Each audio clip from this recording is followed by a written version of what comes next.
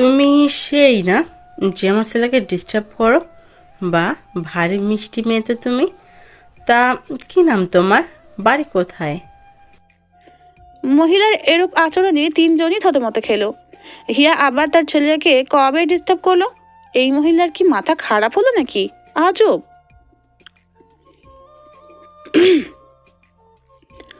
অরিন অপরাধীর মতো মাথা নিচু করে বসে আছে হিয়া, মিশকা, তোহা এবং রায়হানের মায়ের সামনে।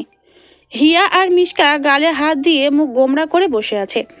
অরিন মাঝে মধ্যে আর চোখে ওদের দিকে তাকাচ্ছে, আবার জিহ্বায় কামড় দিয়ে নিচের দিকে তাকায়।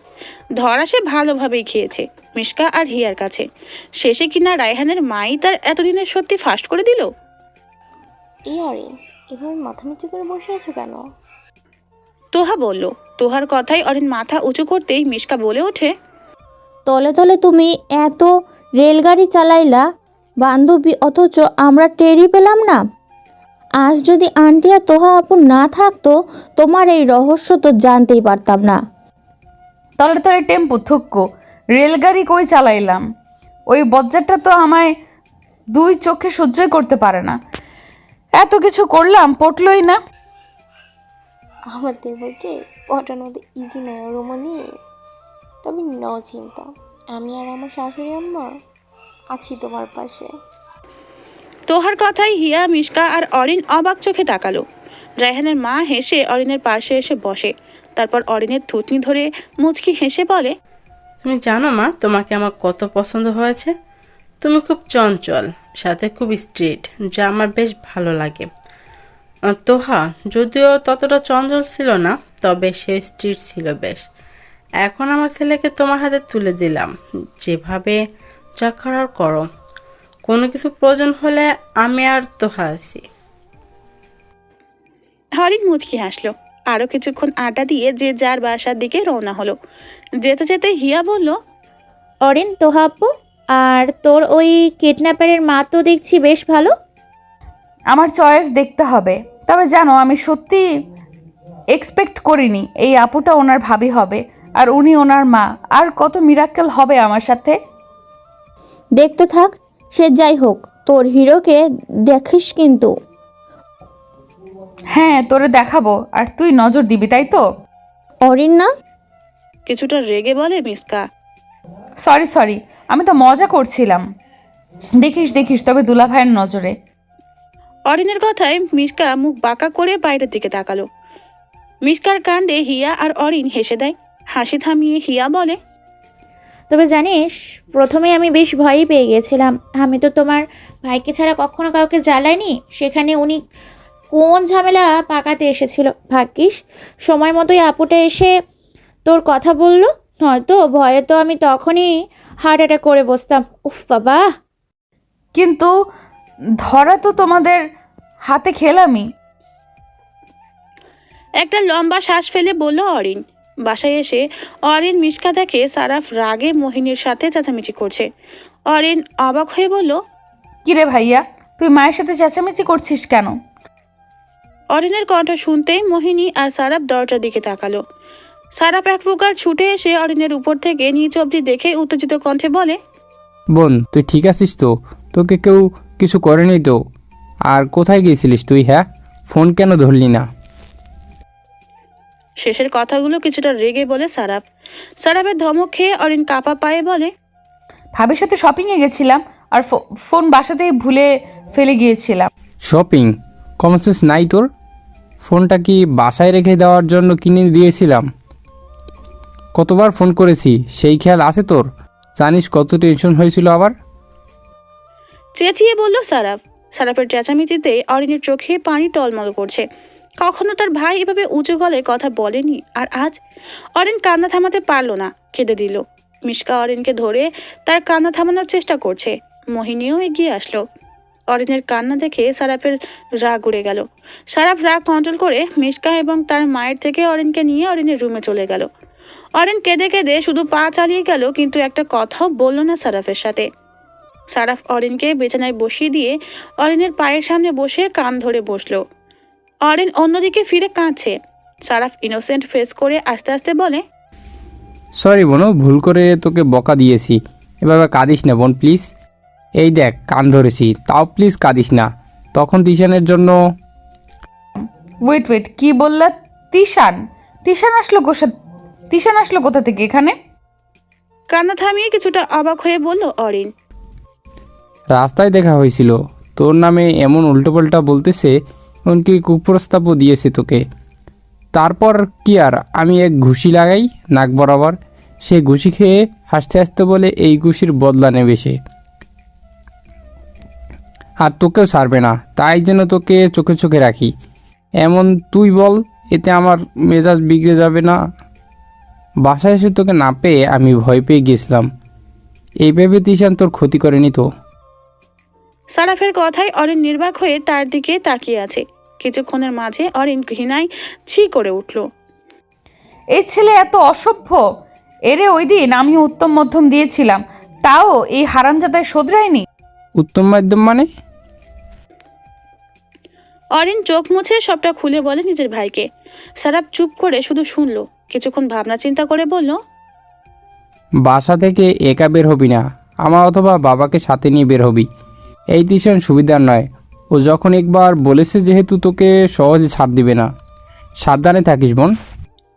বলেই অরিনের চোখ আলতো করে মুছে দিল। তারপর মাথায় হাত বুলিয়ে রুম থেকে বেরিয়ে গেল। অরিন তিশানের কথায় ভাবতে ভাবতে ওয়াশরুমে চলে গেল ফ্রেশ হতে। এই সাইডে দাঁড়িয়ে নিশ্চয়ই আপনার সারা ইশারাকে ভাবছেন কিডন্যাপার। কারো কথায় থতমত খেয়ে পিছে ঘুরল রায়হান। অরিন দাঁড়িয়ে আছে। অরিনকে দেখে রায়হান হাঁ করে তাকিয়ে রইল তার দিকে। অরিনকে আজ তার অদ্ভুত সুন্দর লাগছে। সালোয়ার কামিজ পরেছে সে। কামিজে কিছু পাথরের কাজ, যাকে বলে নর্মালের মধ্যে গর্জিয়াস। এতদিন সে অরিনের দিকে তাকায়নি ভালো মতো, কিন্তু আজ খুঁটিয়ে পর্যবেক্ষণ করে বুঝলো এই মেয়ে সারার চেয়েও দ্বিগুণ মায়াবী। এই মায়াবতীকে এতদিন কেন খেয়াল করেনি বুঝলো না সে। রায়হান ঘোর কাটলো অরিনের কথায়। সে নিজেকে সামলে নিয়ে বলে, কাল রাত 12টার ব্রেকিং নিউজে দেখেছিলাম যে এক কিডন্যাপারকে এক বেসারা ডেয়ারের ফাঁদে ফালাইয়া প্রেম করাইছে। Mind your language. ইলিশ থুকু, ইংলিশ বুঝি না, বাংলায় কন। অরিনের কথায় রায়হান চরম রেগে গেল। সে অন্যদিকে যেতে নিতেই অরিন বলল, আরে কই যান, ভাইয়া ডাকে আপনাকে। ও তাই বলো, ওকে যাচ্ছি। বলেই অরিনের পাশ কেটে মেন স্টেজের দিকে যেতে লাগলো। এঙ্গেজমেন্ট পার্টির আয়োজন একটা ছোট কমিউনিটি সেন্টারে করা হয়েছে। রায়হান আনকমফোর্টেবল ফিল হওয়ায় সে এইদিকে নির্জন জায়গাতে দাঁড়িয়েছিল। অরিন ঠিক সময়ে নিজের চালটা চাললো। সারার কথাটা তোহাই আগে অরিনকে বলেছে। তোহার কথাতেই অরিন বুঝেছে কেন তার কিডন্যাপার তারে পাত্তা দেয় না। তোহার কথা শোনার পর থেকে অরিন মনে মনে শপথ নিয়েছে সে এই সারার ভূত রায়হানের ঘাট থেকে নামাবেই। অরিন সেখানে দাঁড়িয়ে হি হি করে হাসছে রায়হানের কাণ্ডে। বেশ হয়েছে, ওই সারা বান্দরনিকে ওই অসভ্য হারামজাদাই বিয়ে করে নিছে, আর তার চেয়েও বড় কথা আমাকে বিয়ের আসর থেকে কিডন্যাপ করছে। মন তো চাচ্ছে কিডন্যাপারকে লম্বা হাঁক দেই। ইস আল্লাহ, কিভাবে আমাদের মিলিয়ে দিল। এখন মানে মানে বিয়ে হলেই সব ফিটপাট। অরিনের ভাবার মাঝেই কেউ তার মুখের উপর কোনো কাপড় চেপে ধরে। অরিন ছোটাছুটি করতে কেউ তার মাথার পিছে ভারী কিছু দিয়ে বাড়ি লাগায়, যার যন্ত্রণায় অরিন জ্ঞান হারিয়ে ফেলে। রায়হান রেগে মেগে সেই আগের জায়গাতেই চলে আসলো। সারাফ তাকে ডাকেনি। অরিন তার সাথে এমন মজা করে কি করে করলো? ওরে একটা টাইট দিতে হবে, এই ভেবেই রায়হান অরিনকে এখানে পাবে বলে চলে আসে। কিন্তু এ কি, অরিন কোথায়? হঠাৎ তার মেঝের দিকে নজর গেল। মেঝেতে ছোপ ছোপ রক্তের দাগ। শুধু সেই অংশতেই এই রক্তের দাগ সীমাবদ্ধ নয়, রক্তের দাগ সামনে আরও দেখা যাচ্ছে। রায়হান কোনো কিছু না ভেবেই সেই রক্তের দাগগুলো অনুসরণ করতে লাগলো। অনুসরণ করতে করতে সে সেন্টারের পেছন দিকে চলে আসলো। সেখানে একটা বিরাট খোলা বারান্দা আছে। অবাক করার বিষয়, সেই বারান্দায় রেলিংয়ের সাথে একটা মই দাঁড় করানো। সেটা দেখে রায়হান চোখ বড় বড় করে বাইরের আশেপাশে তাকালো। না, আশেপাশে কেউ তো নেই। আর এখান দিয়ে কেউ নেমে বা উঠে আসলেও কারো খবর থাকবে না। রায়হান ফোনের ফ্ল্যাশ অন করে মইটাকে ভালোভাবে পর্যবেক্ষণ করলো। এক জায়গায় চোখ যেতেই রায়হান চমকে উঠল। অরিনের কামিজের ছেঁড়া অংশ। এর মানে কি এই ছোপ ছোপ রক্তের দাগ অরিনের? অরিনকে তাহলে কেউ এখান থেকে নিয়ে গিয়েছে? ভাবতেই রায়হানের বুকটা থুক করে উঠল। পিট পিট করে চোখ খুললাম। মাথায় অসহ্য রকম ব্যথা। চাইলেও নিজের 2 হাত দিয়ে মাথায় আলতো চাপ দিতে পারছি না, কারণ আমার হাত বাঁধা, সাথে মুখও। চারপাশে চোখ বুলিয়ে বেশি কিছু বুঝতে পারলাম না, কারণ এই ঘরটায় আলো খুবই স্বল্প। এই স্বল্প আলো ছাড়াও মাথা ব্যথায় সব কেমন ঝাপসা লাগছে। তবে এইটুকু বুঝলাম আমাকে কিডন্যাপ করা হয়েছে। যদি কিডন্যাপ না হতাম তাহলে কেউ এভাবে এই অন্ধকারে হাত পা মুখ বেঁধে ফেলে রাখতো না। মাথার যন্ত্রণায় যেন আমার শরীরের সমস্ত শক্তি কোথাও হারিয়ে ফেলেছি। নিজের দিকে তাকাতেই চোখ বুজে ফেললাম। মন চাচ্ছে চিৎকার করি, কিন্তু এই মুখ বাঁধার কারণে আমার চিৎকার দেওয়া হলো না। আমার জামা কাপড়ে ঠিক নেই, যাকে বলে অর্ধেক বিবস্ত। 2 হাতের হাতাই ছেঁড়া, পেট দেখা যাচ্ছে না, হয় নাই বা বললাম। এই মুহূর্তে আত্মহত্যা করতে ইচ্ছে করছে। কে আমার এমন সর্বনাশ করলো? হে আল্লাহ, আমায় আপনি কোন কঠিন পরীক্ষায় ফেললেন? আমার গোঙানির মাঝেই কেউ হঠাৎ করে ঘরে প্রবেশ করলো। আমি আবার ধীরে ধীরে চোখ খুললাম। ঝাপসা চোখে এইটুকু বুঝলাম এটা একটা ছেলে। তার মানে কি আমার সব এই ছেলেই? ভাবতেই বুকটাই হা হা করে ভরে গেল। চোখের কোণে জল এসে জড়ো হলো। একটু পরেই টুপটুপ করে কাল বেয়ে গড়িয়ে পড়তে লাগলো। লোকটি আমার কাছে আসতেই আমাকে বিবস্ত্র করতে শুরু করলো। আমি মাথা নাড়িয়ে ছোটাছুটি করার চেষ্টা করছি। এর মাঝেই লোকটা আমার তলপেটে খুব জোরে আঘাত করে। সেই আঘাতে আমার দম যেন বেরিয়ে গেল। এই ব্যথা সহ্য করতে না পেরে আবারও জ্ঞান হারালাম। যখন জ্ঞান ফিরল তখন গলায় 2 হাতে গালে কেমন জ্বালা অনুভব করলাম। তলপেটে অসহ্যকর ব্যথা অনুভব হচ্ছে। জ্ঞান ফিরতেই প্রথমে নিচের দিকে তাকালো। গায়ে একটা কোট জড়ানো। নির্বাক হয়ে তাকালাম কোটটার দিকে। কোটের থেকে কেমন এক পরিচিত ঘ্রাণ পাচ্ছি। কি একটা আন্দাজ করতেই মাথা উঁচু করে এদিক সেদিক তাকালাম। আমার থেকে বেশ কিছুটা দূরত্ব বজায় রেখে রায়হান বসে ফোন কানে দিয়ে কার সাথে যেন কথা বলছে। হতভম্বের মতো তাকালাম তার দিকে। উনি এখানে কি করে আসলো? হাত পা নাড়াচাড়ার চেষ্টা করলাম। হাতের পায়ের বাঁধন খোলা। আমি কাঁপা কাঁপা হাতে কোষ সরালাম। না, বেশি ক্ষতি তো আমার হয়নি, শুধুমাত্র তলপেটের আঘাতটা বেশি যন্ত্রণা দিচ্ছে। এর মানে কি আমি রেপ হইনি? রেপ হওয়ার আগে কি রায়হান চলে এসেছিল? মনের মাঝে প্রশান্তি আসলেও নিজের এমন বেহাল অবস্থায় আবার কেমন কান্না করতে লাগলো সে। রেপ না হোক, অন্য ছেলেটাকে ছুঁয়েছে, এটা বেশি বেদনা দিচ্ছে তাকে, তাও চরমভাবে। দেখ রিমন, তুই ঠিক বলছিস তো? এই তিশানি এসবের পিছনে? আমি সত্যি বলছি। তুই গোডাউনের ভেতরে ঢুকতেই কে যেন আরেক দিক থেকে বেরিয়ে আসে। আমি তার পিছু নেই। এই বস্তি ছেড়ে মেন রোডে যেতেই মুখ থেকে কালো কাপড়টা সরিয়ে ফেলে। বিশ্বাস কর, তিশানি ছিল সেটা। রায়হান চুপ করে গেল। তিশান অরিনের এই অবস্থা করেছে সে ভাবতে পারছে না। অরিনকে সেই অবস্থায় রেখে রায়হানের নিজের অজান্তেই চোখ বেয়ে জল গড়িয়ে পড়ছিল। দম বন্ধ হয়ে আসছিল তার, প্রিয়জন হারানোর ভয়ে। অরিনের এই অবস্থায় রায়হান জানে না তার কি হয়েছিল। সে চোখ বন্ধ করে নিজের কোটটা খুলে অরিনের গায়ে জড়িয়ে দিয়েছিল। গায়ে জড়িয়ে দেওয়ার পর অরিনের হাতে, গলায় আর গালে কেমন কাটাছেঁড়া চিহ্ন দেখতে পায় সে। সেসব দেখে রায়হানের বুকটা হু হু করে উঠল। তখন রায়হানের কি হলো সে জানে না। সে জ্ঞানহীন অরিনকে বুকের মাঝে নিয়ে অনবরত কাঁদতে লাগলো। রিমন আর রায়হান একসাথে এই বস্তিতে এসেছিল। অরিনকে যখন নিয়ে যাওয়া হয় তখন এক কিশোর কৌতূহলবশত ওদের পিছু নেয়। পিছু নিতে নিতে এই বস্তির ভাঙা গোডাউনে পৌঁছায়। যখন বুঝলো খারাপ কিছু ঘটতে চলেছে তখন সে হাইওয়ে রোডের দিকে দৌড়ে কোনো গাড়ি থামানোর আপ্রাণ চেষ্টা করে। এদিকে যখন রায়হান এবং রিমন গাড়ি নিয়ে খুঁজতে বেরিয়েছে, অজানা ভয় আর উত্তেজনা ঘিরে ধরেছে রায়হানকে। কেন যেন তার মনে হচ্ছে সে নিজের সবচেয়ে প্রিয় কিছু হারিয়ে ফেলবে। রায়হানের এই ভয় ডরের মাঝেই এক আননোন নাম্বার থেকে ফোন আসলো। রিমন ড্রাইভ করছিল বিধায় রায়হানের ফোন রিসিভ করতে অসুবিধা হলো না। রায়হান হ্যালো বলতে না বলতে এক অচেনা কণ্ঠে কেউ বলে ওঠে, কি রায়হান বাবু, নিজের প্রিয়তমাকে খুঁজছো বুঝি? শুনেছি তোমার আর অরিনের মাঝে নাকি খুব প্রেম।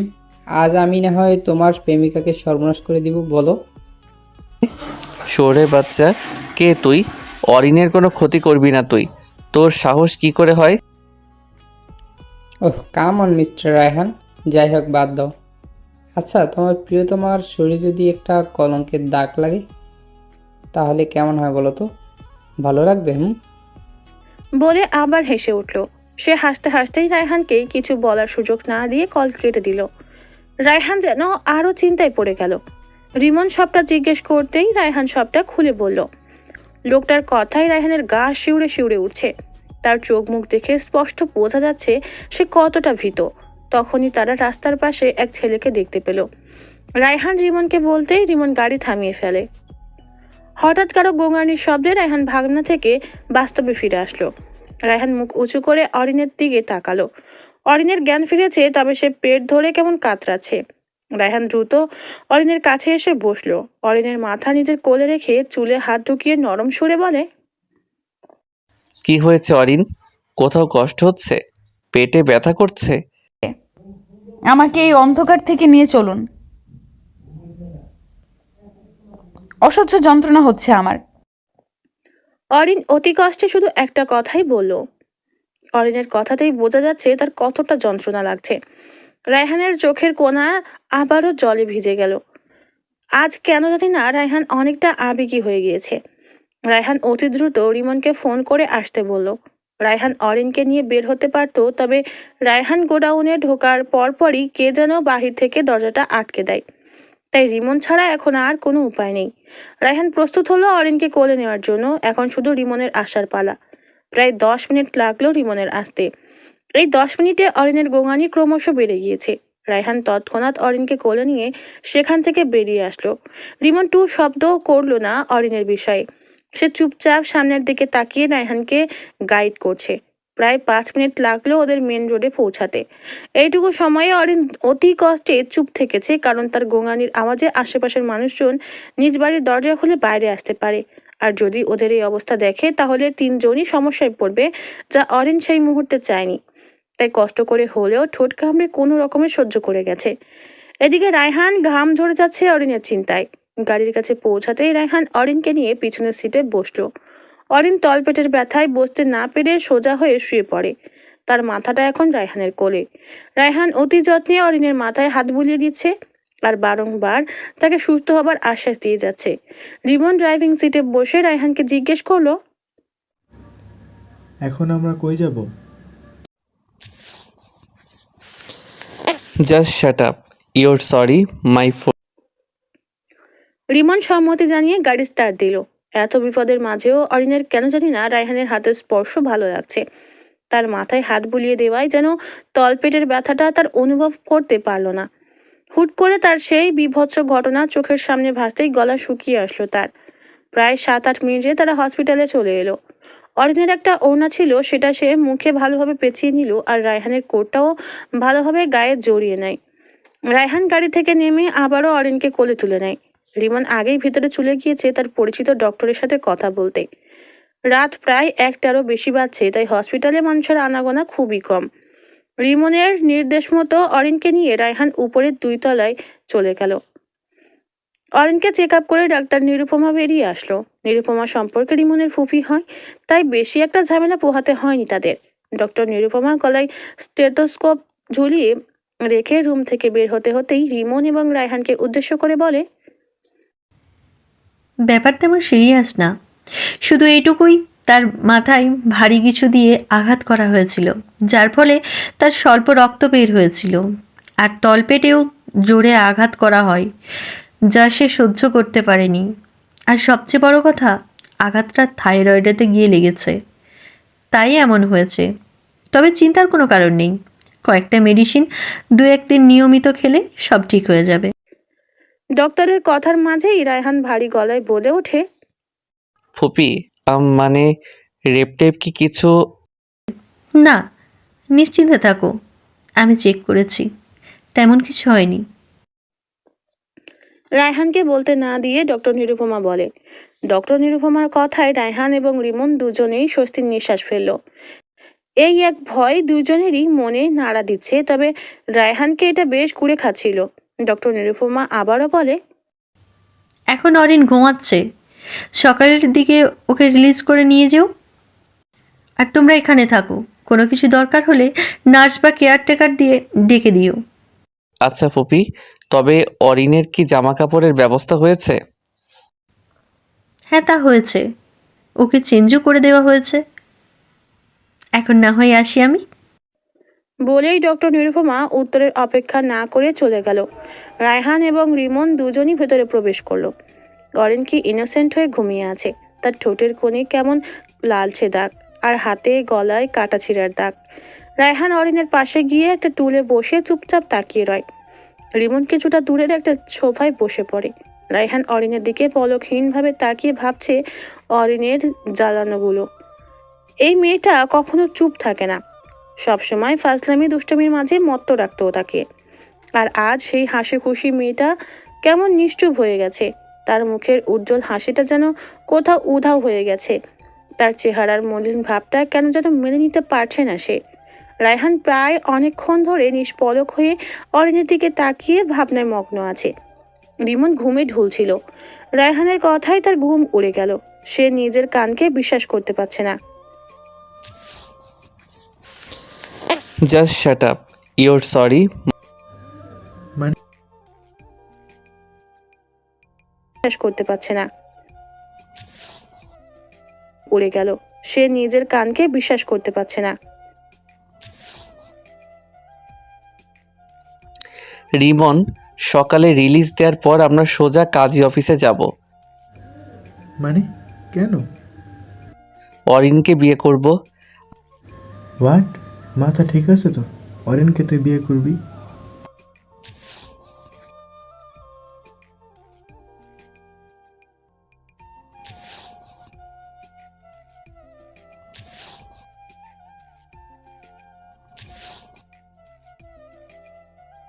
কথা ভাবা লাগবে না, যা বললাম তাই কর।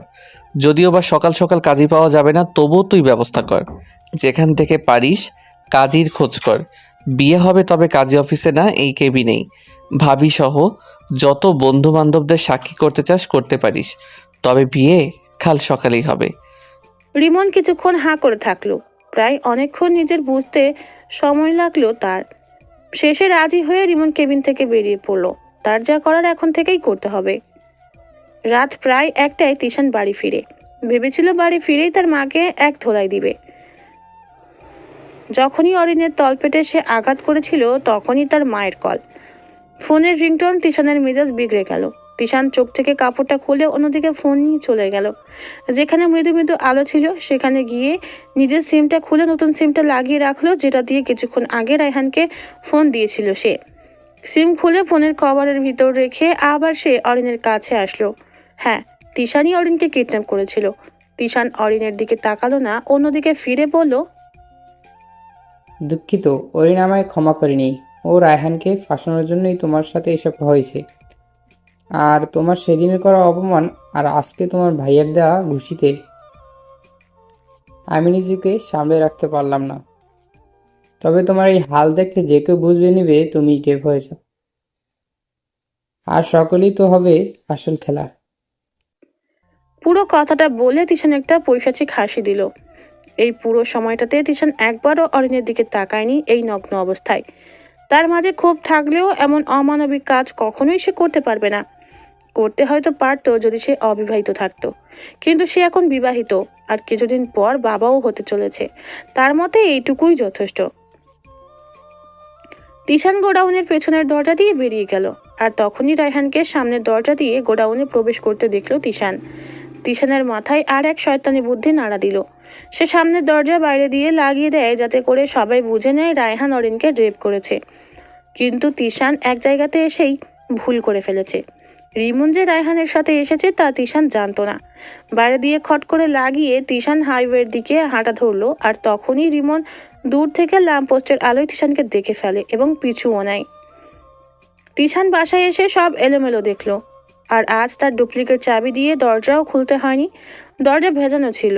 তিশান আকস্মিকভাবে অবাক হলো। এত রাতে এভাবে মেন দরজা কেন ভেজানো ছিল সেটাই তার মাথায় ঢুকছে না। আচ্ছা, চোরটু ঢোকেনি তো ভেবেই তিশান ভেতরে ঢুকলো। ড্রয়িং রুমের লাইট জ্বলে আছে আর সব রুমের লাইট অফ।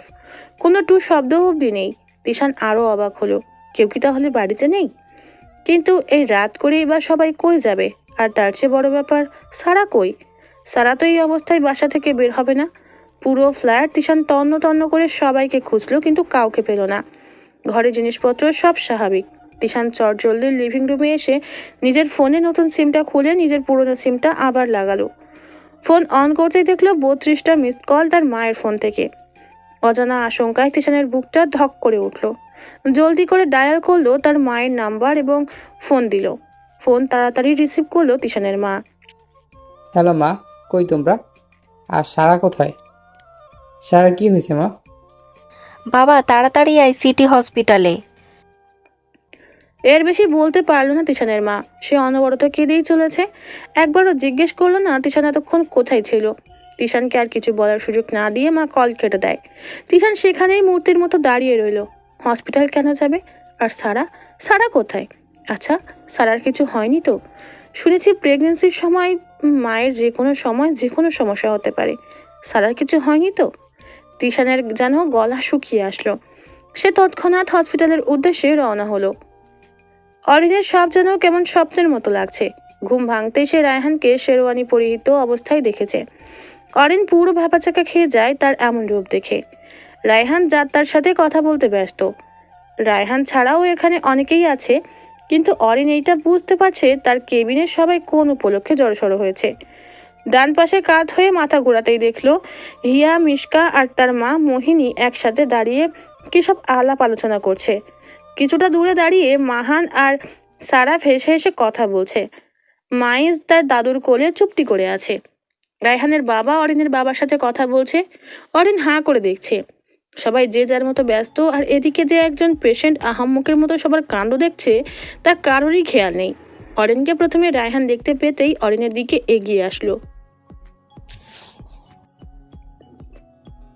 রায়হানের এমন নরম গলা শুনে অরিন আর এক দফা ঝটকা খেলো। এখন কেন জানি তাওহিদের একটা কথা মনে পড়ছে, যাতে পাগল তালে ঠিক।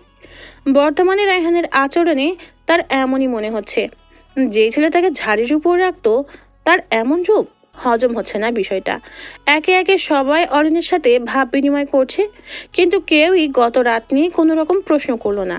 অরিনের এত ঝটকা হজম হচ্ছে না, তাই সে কয়েকবার লম্বা শ্বাস নিল। রায়হান চোখের ইশারায় কাছে ডেকে অরিন আস্তে ধীরে বলে, এখানে এইসব হচ্ছে কি? আর আপনি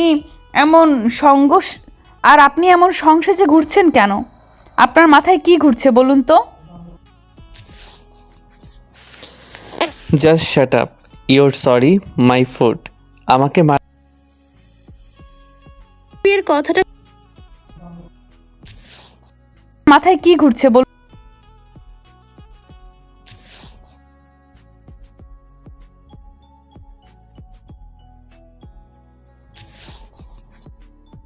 মারবে শুনি। বিয়ে করব তাই শেরওয়ানি পরেছি, তা আমাকে কি ভালো লাগছে না? রায়হানের বিয়ের কথাটা শুনে অরিনের বুকটা ধুক করে উঠল। কেউ যেন তার কলিজাটা টেনে ছিঁড়ে ফেলছে। এমন কষ্ট লাগছে কেন তার? নিমেষেই চোখের কোণে পানি ভর করলো, যেন এখনই সেই বাঁধ ভেঙে ঝর্ণার উপদ্রব ঘটবে। রায়হান হতবিহ্বল হয়ে যায় অরিনের চোখের কোণে এমন জল দেখে। আরে আরে, এই মেয়ে, কাঁদছো কেন? আপনি বিয়ে করবেন আর আমি বুঝি তাকিয়ে তাকিয়ে দেখব? আমি কেঁদে ভাসায় দিব আপনার কি? আপনি তো কোনো কালেই আমাকে সহ্যই করতে পারেন নাই। যান, ভাগেন এখান থেকে। যান, গিয়ে পেতনির গলায় ঝুলে থাকেন।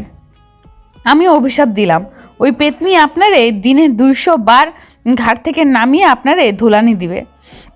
পেতনি? মানে কে পেতনি? আর কে? যার ঘাড়ে ঝুলতে চলেছেন আপনার হবু বউ। ন্যাকা, এমন ভাব ধরেছে যেন কিচ্ছুটি বোঝে না। অরিনের কথায় এতক্ষণ বুঝতে না পারলেও রায়হান এখন হাড়ে হাড়ে বুঝে নিল। অরিনের ভাবনাই রায়হান ফিক করে হেসে দিল। শেষে কিনা এই মেয়ে ভাবলো অন্য মেয়েকে বিয়ে করবে সে। অরিন গাল ফোলালো রায়হানের হাসি দেখে। এই কিডন্যাপারকে কিছু বললেই এমন পাগলের মতো হাসে কেন, বুঝে না অরিন। রায়হান অনেক কষ্টে হাসি থামিয়ে বলে, আমি আমার নীলমনের মায়াকে বিয়ে করব। রায়হানের ঘোর লাগা কণ্ঠে অরিন রায়হানের দিকে দৃষ্টি ফেরালো।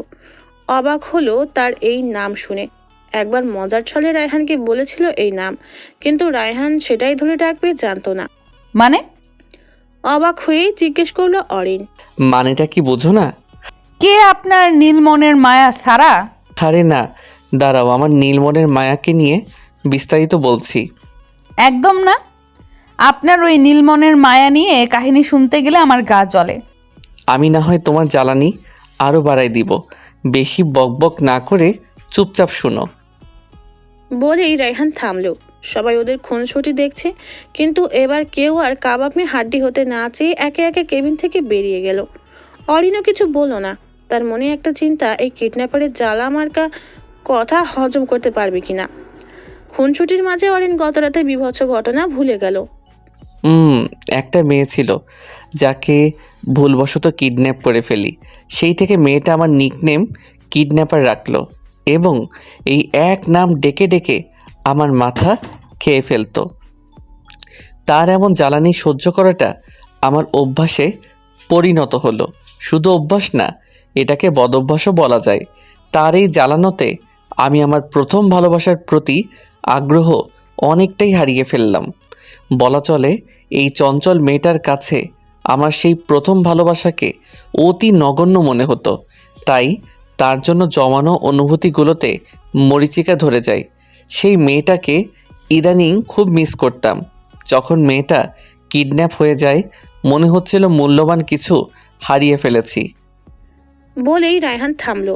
অরিন উৎসাহিত হয়ে বলে, তারপর সব কথা একদিনে শুনতে হবে না, সাবার কারো চারা। আপনি জানেন আসলে একটা নিরামিষ। আমিষ নিয়ে জন্মাইলে কি হইতো? আমি সই জন্মালে তোমার মতো ধানি লঙ্কার দেখা তো পাইতাম না। সব তো বুঝলাম, কিন্তু এটাই তো বললেন না বিয়েটা কাকে করতে চাচ্ছেন। ও সরি, তোমারে অর্ধেক বলে তো শেষের লাইন বলতেই ভুলে গেলাম। বাকি অর্ধেক সহ শেষেরটা বললে সমস্যা কি? এত সময় আমার হাতে নাই। রিমন কই কাজী এবং বাকি সবাইকে নিয়ে চলে আয়। রায়হানের হাঁক ছাড়াই সকলেই চলে আসলো। ওদের মাঝে অরিন অনেককে চিনে আবার চিনে না, তবে একজন হুজুরকে দেখে তার বুঝতে সময় লাগলো না কি হতে চলেছে। অরিনের স্বপ্নের মতো লাগছে সব। শেষে কিনা তার কিডন্যাপারকে পার্মানেন্ট করে পেতে চলেছে।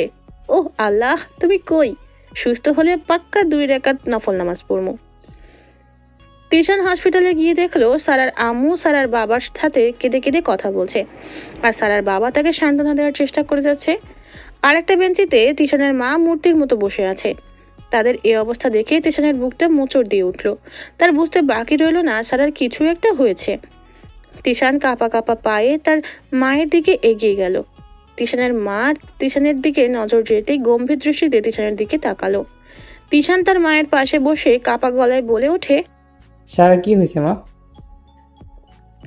তিশানের মা তিশানের থেকে দৃষ্টি সরিয়ে সামনের দিকে দৃষ্টি স্থির করলো। কিছুক্ষণ চুপ থেকে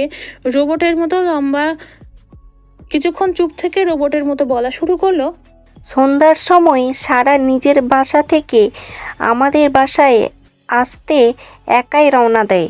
রাস্তায় পার হতে গিয়ে এক ট্রাক।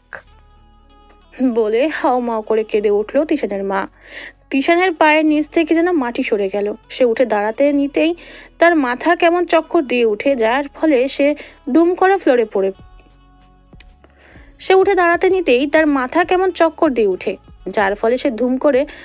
বসে পড়লো।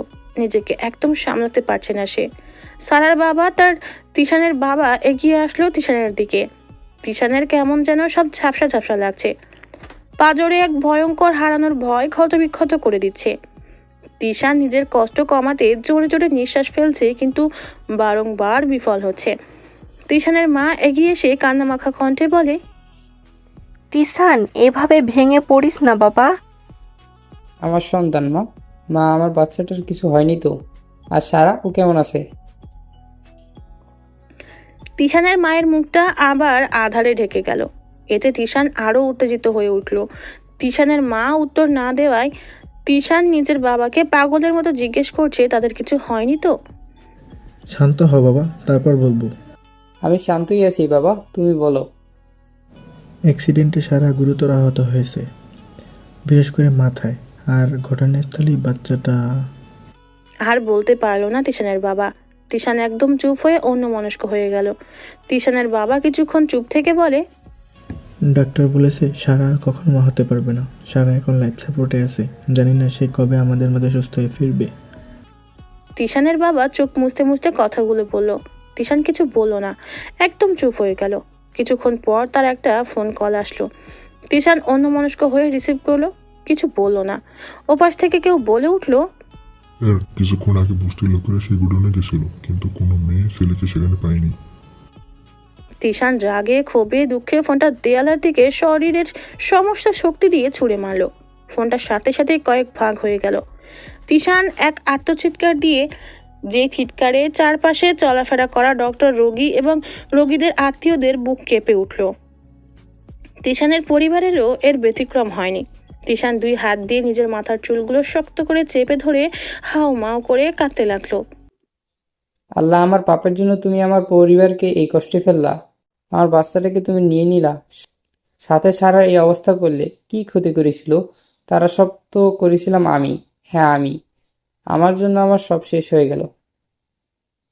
আমি আমার এই সন্তানকে নিজ হাতে বড় করতে পারলাম না। আমি যে আজ নিঃস্ব।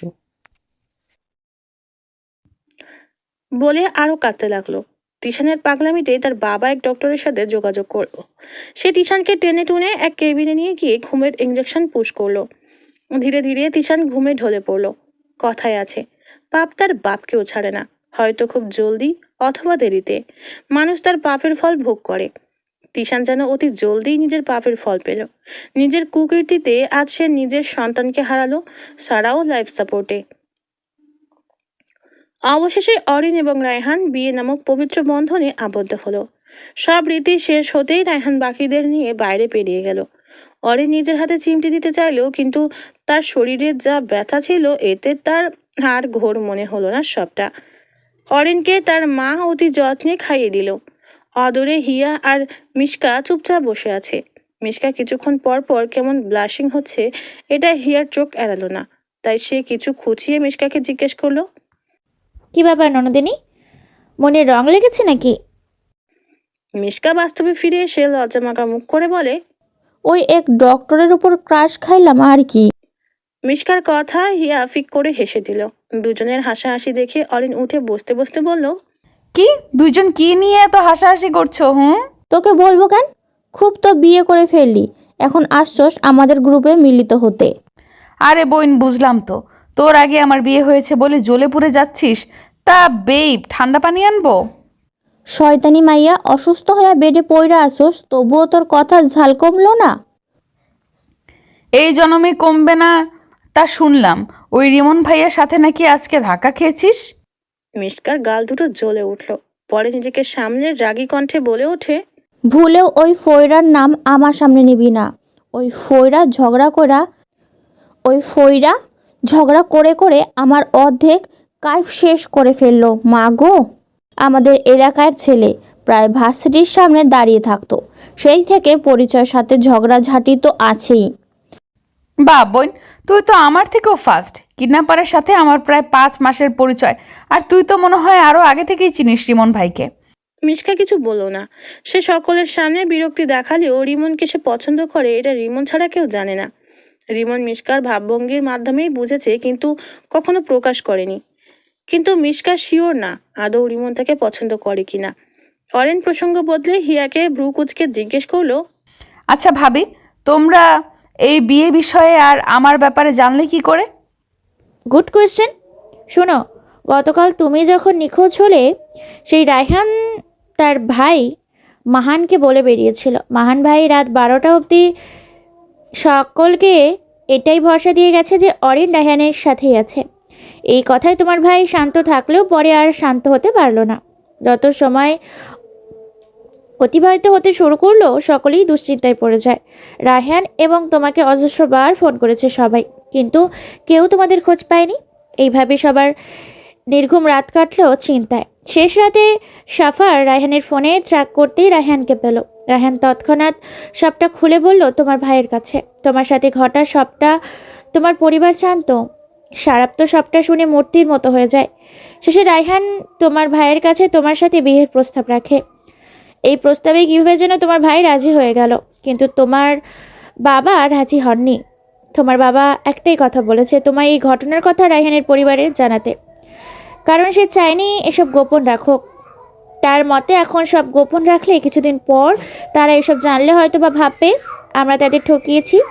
তখন আমার মেয়ের জীবনটা আরও অন্ধকারে ঠেলে যাবে, সে কিছুতেই চায় না।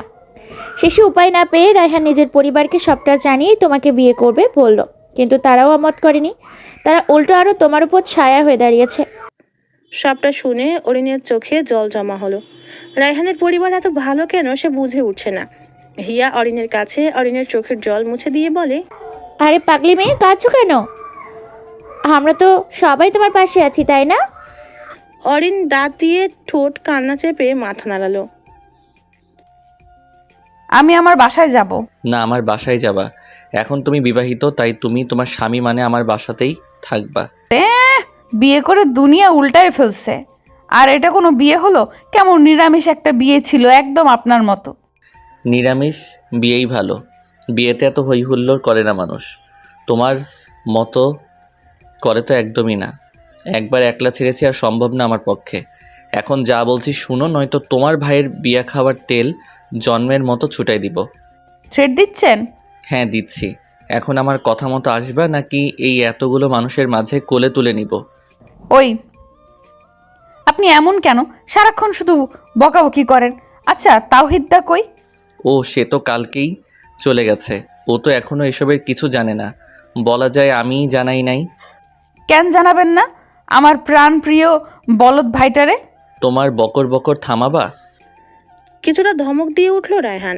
ধমকে অরিন নিজের মুখে আঙুল দিয়ে রাখলো। ওদিকে মিশকা আর রিমন ঝগড়া করছে তো করছেই, বলা যায় দৌড়াদৌড়ি চলছে। অরিন সামনের দিকে এগোতেই মিশকার সাথে খেলো ধাক্কা।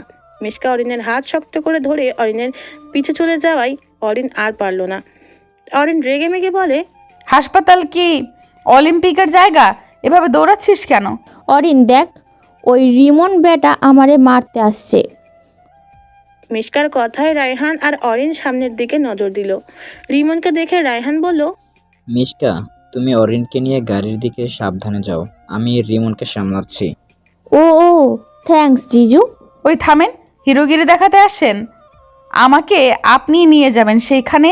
এই মিশকা চুন্নিকে রিমন ভাইয়া মারুক কাটুক, আমাদের কি? হ্যাঁ, ওদের মাঝে একদম বাম হাত ঢুকাবেন না। এই না হলে আমার ভাবি কি সুন্দর মনের কথা বলে দিল। রায়হানও বলিহারি, তোরে এত মাতাবারি করতে বলা নাই কেউ। আর মিশকা, এদিকে আসো। অরিনকে আরো শক্ত করে ধরে বলল মিশকা। অরিনের কাঁধে ব্যথা থাকায় সে কিছুটা আহ করে উঠল। মিশকার সাথে সাথে অরিনকে ছেড়ে দূরে সরে দাঁড়ালো। এবার রিমন মিশকাকে খপ করে ধরে বলে, থ্যাংক ইউ ভাবিজি। বলে মিশকাকে টেনে টুনে নিয়ে গেল রিমন। ওদের এমন খুনসুটিতে অরিন ফিক করে হেসে দিল। হঠাৎ কিছু একটা মনে পড়তেই হাসি থামিয়ে মুখ গোমড়া করে সামনের দিকে যেতে লাগলো। রায়হানও অরিনের সাথে সাথে হাঁটছে। অরিনের এমন মুখ গোমড়া থাকাটা রায়হান খেয়াল করলেও কিছু বলল না। অরিন হুট করেই বলে উঠল, আপনি কি এখনো সারা আপুকে ভালোবাসেন? রায়হান প্রথমে উত্তর দিল না। অরিন হতাশ হলো রায়হানের এমন চুপ থাকায়। চুপ থাকা সম্মতির লক্ষণ, এটা ধরেই বসে রইল অরিন। কিছুক্ষণ সময় নিয়ে রায়হান জবাব দিল, প্রথম ভালোবাসা কেউ কখনো ভুলতে পারে না। হয়তো এখন সে আমার মনে নেই, তবে কোনো একদিন তো ছিল। আর প্রথম ভালোবাসার মানুষটা যতই খারাপ হোক বা ভালো, তাকে ভোলা সম্ভব না। তাহলে বর্তমানে কাকে ভালোবাসেন? আম্মুরা চলে এসেছে। তুমি ভাবির সাথে বাসায় চলে যাও। এখানে কিছু ফ্রেন্ড আছে, তাদের বিদায় দিয়ে তবেই বাসায় যাব। রায়হানের কথায় অরিন ভেঙচি কাটল। আজ সারাফ এবং হিয়ার বিয়ে। হিয়া পার্লারে গেছে আর সারাফকে তার বন্ধুরা সারাফের রুমে বন্ধ করে শেরওয়ানি পরাচ্ছে। মিশকা সহ অরিনের সকল কাজিনরা সেজেই চলেছে। এদিকে অরিন মুখ গোমড়া করে বসে আছে। রায়হান তাকে একদম সাজতে নিষেধ করে দিয়েছে। এই ছেলেকে সে বুঝে না। এতদিন তো দুই চোখে দেখতেই পারতো না, এখন বিয়ের পর এত শাসন কই থেকে পাই অরিন বুঝেই না। এই কিডন্যাপারটা এমন কেন? একবার কিডন্যাপ হয়েছে দেখে কি সারা জীবন কিডন্যাপ হবে? আজব, সব সময় চোখে চোখে রাখবে। কিসের এত ভয় কিছুই বুঝতে পারে না অরিন। অরিনকে মন মরা হয়ে বসে থাকতে দেখে মিশকা সাজতে সাজতেই বলল, কি নতুন বউ, এমন মুখ গোমড়া করে রাখছো কেন? বিয়ে অলরেডি 25 দিন পেরিয়ে গেছে। এখন তোর কোন আক্কেলে আমাকে নতুন বউ মনে হয়? জামাই থাকলে বুঝতি কত প্যারা। আচ্ছা বাবা, বলবো না। এখন বল কি হয়েছে? জামাই কি আদর করে নাই? তুই না বিয়ে পাগলি ছিলি, এখন বিয়ের পর এ কথা কেন বলিস? তোর তো প্যারা লাগার কথা না। মিশকার কথা শুনে বাকি কাজিনরাও 32টা দাঁত বের করে ভ্যাটকানি শুরু করে দিল। অরিনের এক কাজিন বলে উঠল, তোদেরা তো ক্লিয়ারলি কিছু বলতে পারবো না, এখন তাড়াতাড়ি রেডি হ। তোদের এই আটা ময়দা মাখনের জ্বালায় না জানি আমার ভাইয়ের বিয়ে করতে রাত 12টা বাজে। একদম আটা ময়দা বলবি না। আইসে উনি। তো কি শ্যামাই বলবো নাকি সুজি? আলতু ফালতু কথা বলার টাইম আমার নাই, ছটপট রেডি হ, কাজ আছে। অরিনের কথার মাঝে মাইজ একদম ফিটফাট হয়ে অরিনের রুমে ঢুকে পড়ল। মাইজকে পেয়ে অরিনের ঠোঁটের কোণে হাসি ফুটে উঠল। যবে থেকে সে শ্বশুরবাড়িতে থেকেছে তবে থেকেই মাইজ তার ছোট্ট সঙ্গী হয়ে ওঠে। রাত দিন একসাথে থাকতো। মাঝে মধ্যে অরিন মাইজকে নিয়ে একসাথে ঘুমাতো। মাইজের এখন সেকেন্ড আইডল তার চাচিমণি। চাচিমণির সাথে দুষ্টুমি করতে তার বড্ড ভালো লাগে। চাচিমণি, তোমরা বিয়ের বাড়িতে কখন যাবা? আমি নতুন বউ কখন দেখবো? অরিন মাইজকে নিজের সাথে জড়িয়ে নিয়ে বলে, এই তো তোতা, আর কিছুক্ষণ বাদেই আমরা নতুন বউ আনতে যাব। এখন গিয়ে দেখো তো তোমার সারাফ চাচু কি করছে। মাইজ সম্মতি জানিয়ে চলে গেল। মাইজ চলে যেতেই অরিনের তাহিদের কথা মনে পড়ে গেল। কোথায় যে আছে ছেলেটা ঠিক বুঝতে পারছে না অরিন। সেই যে এঙ্গেজমেন্টের দিন গেছে আর কোনো খবর নেই। ফোন দিলেই বলে জরুরি কাজে আটকে আছে। এই তাহিদের আবার কোন জরুরি কাজ? রায়হান এখনো জানে না সারার কাহিনী। অরিনের বিয়ের দিনই তোহা তার মায়ের থেকে সবটা জানতে পেরেছে। তোহা আগে অরিনকেই সবটা খুলে বলে। রায়হানকে বলবে, কিন্তু অরিন মানা করে দেয় যেন রায়হানকে কিছু না জানায়। রায়হান অতি কষ্টে তার ভয়ানক অতীত থেকে বের হয়েছে। দ্বিতীয়বার একই কষ্ট পাক সেটা অরিন চায় না। কিন্তু অরিনের খুব খারাপ লেগেছে সারার ঘটনা শুনে। সে মনে মনে প্রে করেছে যেন সারা সুস্থ হয়ে যায়। যতই হোক, অরিন একজন মেয়ে। মেয়ে হয়ে আর একজন মেয়েকে তো অভিশাপ দিতে পারে না নিজের স্বামীর প্রথম ভালোবাসা বলে। তবে মাঝে মধ্যেই রায়হান একা থাকতো, তেমন কারো সাথে কথা বলতো না। এরও কারণ হয়তো সারা তার প্রথম ভালোবাসা। এত সহজে কি ভোলা সম্ভব? তবে অরিন কখনো জোর জবরদস্তি করেনি রায়হানের সাথে। সে মনে করেছে রায়হানের মনের শান্তির জন্য হলেও তাকে কিছুটা একা ছেড়ে দেওয়া উচিত। তবে এদের মধ্যে কি সত্যিই ভালোবাসা আছে? এরা আজীবনের মতো বিয়ের পরেও ঝগড়া কমায়নি। এই তো সারাফের হলুদে। অরিন চেয়েছিল সারাফের হলুদে হলুদ শাড়ি পরবে, কিন্তু রায়হান সে তো একদমই রাজি হয়নি। তার মতে শাড়ি পরলে কোমর, পেট আর পিঠ দেখা যায়। এ নিয়ে বেশ ঝগড়া হয়েছে। শেষে রায়হানের ধমকের সাথে না পেরে মুখটা গোমরা করে একটা লং 3 পিস পরেছে আর বিয়েতে গাউন।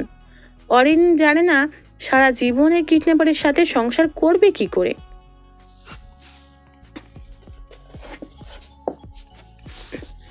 কিছুদিন আগেই সারা রিলিজ পেয়ে বাসায় ফিরেছে। তবে তিশানের বাড়িতে নয়, তার নিজের বাড়িতে। সেই অ্যাক্সিডেন্টে সারা মাঝের অনেক স্মৃতি ভুলে গিয়েছে, সাথে তিশান, বিয়ে, সবটাই। ডক্টর বলেছে যেন তাকে কিছু মনে করানোর প্রেশার না দেওয়া হয়। এতে সারা মানসিক রোগী অথবা এর চেয়েও বড় ক্ষতি হতে পারে।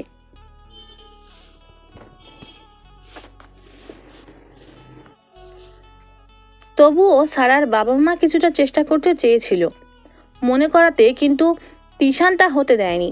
তার একটাই কথা, এখন সারা যদি তার এই ভয়ানক সত্যিটা জানে তাহলে সে হয়তো বাবা সারাকে হারিয়ে ফেলবে। তিশান চায় না নিজের বেঁচে থাকার শেষ আশাকেও হারিয়ে ফেলতে। তিশান চায় সারা তাকে নতুনভাবে চেনুক, নতুনভাবে ভালোবাসুক। সারা হসপিটালে থাকতে একবারের জন্য সারা সে যায়নি, কিন্তু পিছে থেকে সারাকে সুস্থ করার আপ্রাণ চেষ্টা চালিয়ে গেছে। ব্রেনে চট লাগায় বেশিরভাগ সময়ই সারা ঘুমিয়ে থাকতো, আর তিশান নিজের সন্তান হারানোর ব্যথাকে ভুলে থাকতে সবকিছু উজাড় করে সারা সেবা যত্ন করত। তিশানের এবং কেয়ারিংয়ে সবাই বুঝেছে তিশান সারাকে কতটা ভালোবাসে, কিন্তু এখানে সবাই তিশানের করা কাজের কথা ভুলে গেলেও একজন ভুলেনি। তার ভেতরের আগুন যেন এখনও দাউ দাউ করে জ্বলছে। সেদিন তিশান কিছু মেডিসিন নিয়ে সারাদের বাসায় যাচ্ছিল, তখনই এক ট্রাক তিশানকে ছিটকে একটা খালে ফেললো। সারা চুপচাপ ফোনে একটা হাসির সিনেমা দেখছিল। তখনই তার মায়ের দিকে খেয়াল যায়। তার মা লিভিং রুমে কার সাথে যেন কথা বলছে। সারার বেড থেকে দরজা দিয়ে লিভিং রুম সোজা, তাই ভালোভাবেই দেখা যায়।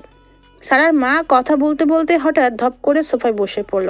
তার মায়ের আচরণে সারা মৃদু স্বরে বলে, মা আস্তে করে বসো, এভাবে ধপ করে বসলা কেন? মা করুণ দৃষ্টিতে মেয়ের দিকে তাকালো। সারা ততক্ষণে নিজের সিনেমা দেখায় আবার মনোযোগী হয়, আর কিছুক্ষণ পর হি হি করে হাসছে। সারার মায়ের চোখ দিয়ে টপ টপ করে জল গড়িয়ে পড়ছে। মুখে আঁচল চেপে লুকিয়ে কাঁদতে লাগলো সারার মা। সারা হয়তো আর কখনো জানবে না সে তার স্বামী সন্তান দুজনকেই চিরতরে হারিয়ে ফেলেছে। হয়তো কেউ তার অন্ধকার স্মৃতি মনে করাতে চাইবে না। কি অদ্ভুত এই বাস্তবতা, তাই না? কখন কিভাবে আমাদের জীবন অদ্ভুতভাবে বদলে যাবে সেটা কেউ বুঝেই উঠতে পারবে না। অরিন মাইজকে নিয়ে চুপচাপ বসে আছে। তার থেকে কিছুটা দূরে রায়হান দাঁড়িয়ে রিলেটিভদের সাথে ভাব বিনিময় করছে। হঠাৎ তার দূরে খেয়াল হলো তৌহিদ তার দিকেই আসছে। তৌহিদকে দেখে অরিন চমকে উঠে দাঁড়ালো। তৌহিদ নিজের চশমাটা ঠিক করে বোকার মতো একটা হাসি দিয়ে এসে দাঁড়ায়। তৌহিদকে দেখতে পেতেই অরিন রেগে মেগে বলল, কি নবাব সাহেব, আপনার রাজ্য সামলানো হলো? কোন মহাগিরি করতে এতদিন খবর রাখেন নাই? ধমক দাও কেন আপু? ওই চুপ, আমার ইচ্ছা আমি ধমক দেই। তোর কি? তোরে এইখানে কে আইতে কইছে? যা সর, ভাগ ফইরা, সামনে আসবি না তুই আমার। বলেই মাইজকে কোলে নিয়ে আরেকদিকে হাঁটা দিল। তৌহিদ অরিনের পিছু পিছু যেতে লাগে। এই তাওহিদদা, তুই আবার আমার পিছু নিছিস কেন? তোমাকে গার্ড দিই আপু। আইসে আমার বডিগার্ড। কয়বার বলবো তোরে আমার পিছে পিছে এইভাবে ঘুরবি না? যে নিজেই উষ্টাইয়া পড়ে সে আবার আমার বডিগার্ড। অরিনের কথার মাঝেই খেয়াল হলো তাওহিদের বাম হাতের হাতার কিছুটা কচুরি পানার ছোট ছোট পাতা লেগে আছে। এতদিন কি কচুরি পানার সাথে লাফাইছিলি? মানে? তোর হাতায় কচুরি পানার পাতা কি উড়ে আসছে? তৌহিদ সাথে সাথে নিজের পাঞ্জাবির হাতার দিকে তাকালো। হাত দিয়ে ঝেড়ে নিজের কপালের ঘাম মুছে তুতলিয়ে বলে, আসলে হয়েছে কি, পাজামার সাথে উষ্টা খেয়ে। চাচিমণি, আমাকে মাম্মা মায়ের কাছে নিয়ে চলো। তৌহিদের কথার মাঝেই মাইজ বলে উঠল। যখন দেখলো অরিন মাইজকে নিয়ে ব্যস্ত হয়ে পড়েছে, তখন তৌহিদ হাঁপ ছেড়ে বাঁচল। মাইজ যদি না বলতো ঠিকই অরিন তাকে খুঁটিয়ে খুঁটিয়ে প্রশ্ন করত। অরিন মাইজকে নিয়ে তৌহিদকে রেখেই অন্যদিকে চলে গেল তোহাকে খুঁজতে। অরিন চলে যেতেই তৌহিদ একটা শয়তানি হাসি দিয়ে বিড়বিড় করে বলল, আমি জানি আপু তোমার বডিগার্ডগিরি, তাই তো তোমার ক্ষতি করতে চাওয়া মানুষটাকে আমি চিরতরে। বলেই পৈশাচিক হাসি হাসলো তৌহিদ। বিয়ে টিয়ে সেরে রায়হানরা বাসায় ফিরে আসলো। অরিন রুমে গিয়ে কোনো কিছু না ভেবেই ধপ করে বিছানায় লম্বা হয়ে শুয়ে পড়ল। আজ সে ভীষণ ক্লান্ত হবারই কথা। 3 দিন ধরে যা ধকল গেছে। অনেকক্ষণ শুয়ে থাকার পরও দেখলো রায়হান রুমে আসলো না। বিষয়টি বুঝলো না অরিন, তাই চোখ মেলে উঠে বসলো। রায়হানকে বারান্দায় গিয়ে খুঁজতে গিয়ে হুট করে তার উপর একটা বড় টেডি বিয়ার এসে পড়লো। আচমকা এমন হওয়ায় অরিন অনেকটা ভয় পেয়ে গেল। নিজেকে স্বাভাবিক করে টেডিটা হাতে নিয়ে রুমের মৃদু আলোতে দেখতে পেয়ে অরিনের ভয় কমলো। আরেকটা বিষয়ে ব্রুজোড়া কুচকালো অরিন। টেডি বিয়ারটার কপালে একটা ছোট্ট চিরকুট। অরিন টেডি বিয়ারটা থেকে চিরকুটটা ছুটিয়ে হাতে নিল। চিরকুটটায় লেখা, বাড়ির পেছন দিকে চলে এসো, ইতি তোমার কিডন্যাপার। শেষের কথায় অরিন মুচকি হাসলো। তারপর ভাবলো, হুট করে রায়হান তাকে বাড়ির পেছনের দিকে যেতে বললো কেন? আজীব। বেশি কিছু না ভেবে অরিন টেডি বিয়ারটা বিছানায় রেখে রুমের বাইরে পা বাড়ালো। এক পা করে অবশেষে বাড়ির পেছনে চলে আসলো, কিন্তু অন্ধকার ছাড়া কিছুই পেল না। অরিনের কেন যেন ভয় লাগলো। এখন মাঝরাত, এই মাঝরাতে একা এত বড় জায়গাতে একা একটা মেয়ের ভয় পাওয়াটাই স্বাভাবিক। হুট করে আলো জ্বলে উঠলো। প্রথমে জ্বলে উঠে কয়েকটা word, happy birthday my blue heart. Orin অবাক হয়ে তাকালো। সে ভুলে গেছিল আজ তার বার্থডে। এই লেখাটা যেন তার মনের গভীরে তীরের মতো লাগলো। অজানা অনুভূতিতে বুকের বাম পাশে ধুকধুক শব্দ হচ্ছে তার। এ যে ভালো লাগা এবং ভয়ের সংমিশ্রণ। আস্তে আস্তে কিছু নীল এবং সাদা মরিচবাতি জ্বলতে শুরু করলো। আস্তে আস্তে পুরো জায়গাটা 2 কালারের আলোতে আলোকিত হয়ে উঠল। অরিন সবটা অবাক হয়ে দেখছে। হুট করে ধোঁয়ার মতো কিছু ছড়িয়ে গেল। ধোঁয়ার মাঝেই অরিনের সামনাসামনি এসে দাঁড়ায় রায়হান। রায়হান একটা নেভি ব্লু কালারের পাঞ্জাবি পরেছে। এতে খুব ভালো লাগছে তাকে। রায়হান 2 পা সামনে এগিয়ে আসে। অরিন এখনও আহাম্মকের মতো তাকিয়ে আছে। সেদিন না আমার মনের কথা অর্ধেক বলেছিলাম, আজ না হয় পুরোটা বলি, কি বলো? সেদিন সেই মেয়েটিকে আহত অবস্থায় দেখে আমার ভেতরের প্রাণটা কোথায় যেন উড়ে গেল। নিঃশ্বাস নেওয়া কঠিন হয়ে পড়ল তার জন্য। জানি না এটা মোহ নাকি অন্য কিছু, তবে খুব কষ্ট পেয়েছিলাম যা প্রকাশ করার মতো নয়। তার প্রতিটি ক্ষত যেন আমার ভেতরটাই গুরুতরভাবে আঘাত করছিল। কিন্তু সেই সময়ে এইটা উপলব্ধি করতে পেরেছিলাম, আমার নীল মনের মায়াতে সেই মেয়েটা পুরোপুরিভাবে দখল করে ফেলেছে। তাই তো সেদিন হসপিটালে তাকে বিয়ে করার সিদ্ধান্ত নেই। যদি তুমিও সারার মতো অন্য কারো হয়ে যাও সেই ভয়ে। একবার হারিয়েছি, এবার কিছু হারাতে চাই না। হ্যাঁ, তুমি আমার সেই নীল মনের মায়া। বিয়ের পর থেকে প্রতিটা দিন তুমি আমাকে স্বপ্নের মতো উপহার দিয়েছ। ভালোবাসি আমার নীল মনের মায়াকে, অনেকটা ভালোবাসি। রায়হানের কথায় অরিনের অজান্তেই চোখ বেয়ে জল গড়িয়ে পড়ল। এ যে দুঃখের অশ্রু নয়, এ যে ভালোবাসার মানুষকে পাবার অশ্রু, ভালোবাসা নামক অনুভূতির অশ্রু। অরিন কিছু না বলে দৌড়ে রায়হানকে গিয়ে জড়িয়ে ধরল। আমিও ভালোবাসি আমার বদমেজাজি কিডন্যাপারকে। অরিনের কথায় রায়হান এক প্রশান্তির হাসি হাসল। সকালে ফোনের ভাইব্রেশনে রায়হানের ঘুম ভেঙে গেল। চোখ খুলে অরিনের ঘুমন্ত মুখ দেখে সকল বিরক্তি কেটে গেল তার। আবার ভাইব্রেশন হতেই রায়হানের ধ্যান ভাঙল। রিমন কল করেছে দেখে রায়হান রিসিভ করে হ্যালো বলল। রায়হান, এখানে একটা সমস্যা হয়ে গিয়েছে। কি? ব্রুকুচকে জিজ্ঞেস করলো Raihan. Tishan is no more. Tishan মারা গেছে।